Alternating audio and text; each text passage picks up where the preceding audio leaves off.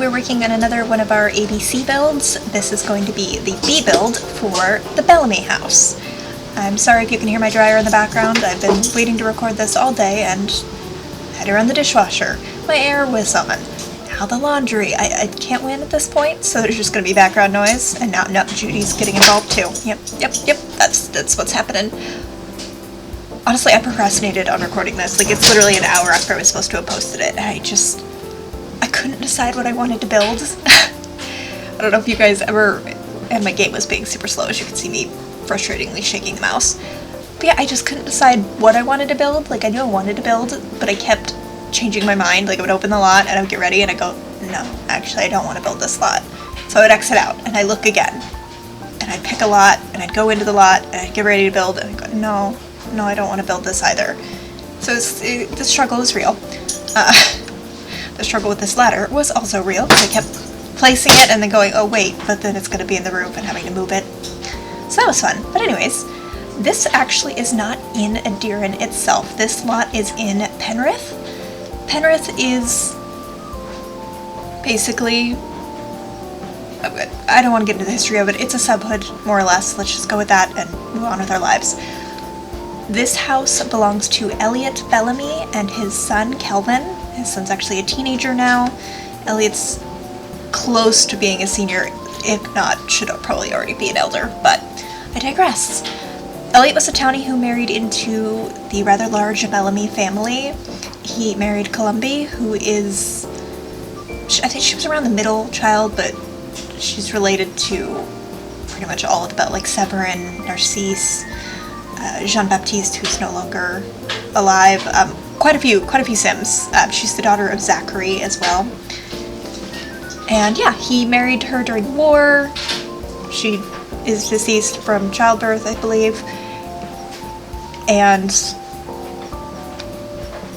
yeah, he doesn't... Elliot's not very interesting to me as the Sim. Like, I was gonna talk about like the history of Penrith and go like all into the details of that, and I'm like, it's kind of rude. It's a little rude, because this isn't really... Elliot didn't have much to do with the founding of Penrith at all. Like, he just went where he was told to go. And he's a good dude. Like, I'm trying to give him more character, because I know he's a knowledge sim. You know, he's really interested in education. He likes film and literature.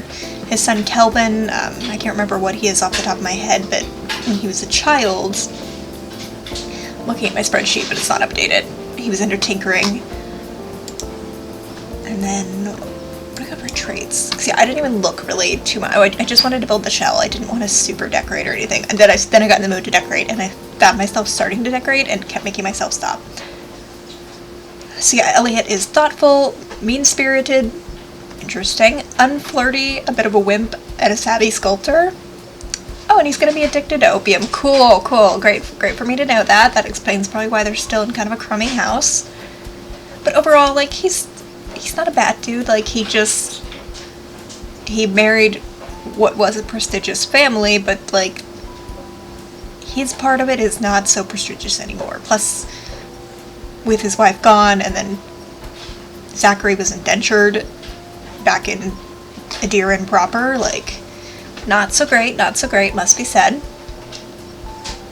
But Kelvin is actually a really cool sim. I'm excited to play him as a teen, because, you know, he was a child the whole time. I actually have already rolled all of his traits as well. So he's going to be a savvy sculptor as well. Wise, a bit of a loser, oh that's cute. Painter's eye, and frugal. So maybe they can get like some sort of... I mean, I don't want to say potters because I have the Gregg family who also make pottery, but maybe they make sculpture or something. I don't know. There's a lot of more room to grow with these guys than I thought. But my mindset for their home, I just wanted to build a very basic, a bit run down kind of place. Before I did the time skip, they were living with basically a whole group of Bellamy dudes. I think there was like 7 Sims in the household. They were all Bellamys. It was a very tiny, cramped, awful house. Narcisse was in there. I can't remember who else was in there, but it was a lot of Sims. It was a lot of Sims. And so I feel like Elliot probably moved out, but he had been a nobleman. Like, he didn't really have the skills to build a house, like, super strong, sturdy, successfully, so this is what we built. It's already not so great, probably 10 years in, so probably should have been an expected result. And he's just trying to raise his son. Like, he didn't really have an interest in getting married again. He probably didn't want to get married the first time, but was bullied into it by his own family. And he just wants to learn and do right by his son. I did give them some cows because I didn't really look at their traits. Like I said, I was just kind of building a lot, but they're gonna need to have something practical. Because that's the thing with Penrith, is it was like a no man's land, so like any sort of goods, like they needed to become self-sustaining pretty quickly. So having somebody, I believe he grows hay, and then he also has cattle, like that's not just good for his family, that's also good for the community. They can build up, you know, I have dairy, I have hay, blah, blah, blah, blah, blah. Like, they needed to adapt very quickly, because they didn't have much of anything. I think the neighborhood I actually picked for this is a canyon. It wasn't originally, I believe. It was like open plains. It's essentially nowhere, but still. This is Penrith, right?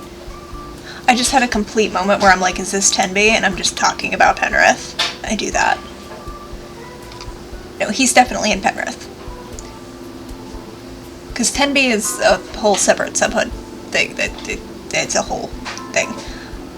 But Penrith, we're going to talk about Penrith a little bit because I'm in 6 minutes in and I clearly can't stop it. Penrith is essentially, Arndt Blumenthal was merciful and allowed some people to leave, including, I believe it wasn't Eleanor, it was Gioa. Yeah, it was Gioa, Bellamy, a couple other people. Like, he let them leave. I think no, it wasn't some of the Kentons as well. Like, they had to agree that they had no right to anything in Adiran, but he let them live. And they basically were all moved, though, they were banished from Adiran, and they were moved to lands that, I want to say Gio owned, but it might have been one of the Kenton queens whose name escapes me at the moment, but I think it was actually the queen, now that I think about it. But yeah, basically lands that she had before marriage, he's like, you could go live there, and there was nothing there. Like, it was just land. They built up a couple houses, but yeah, they really didn't have too much. And so I hesitate to make anything in Penrith like really nice or really old school. I think there's like one manor and that was it, which I had the queen living in, but yeah, this is kind of a lot of rich people that don't know too much and were forced to learn the hard way. I don't think I have any like peasant-y type Sims here. I mean, they're kind of peasants at this point.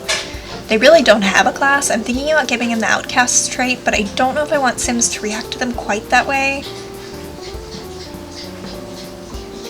Because even in Adiran, like, a lot of these Sims are still, like, they're not going to freak out if they see them. They're still going to be respected or whatever, but yeah, I don't know.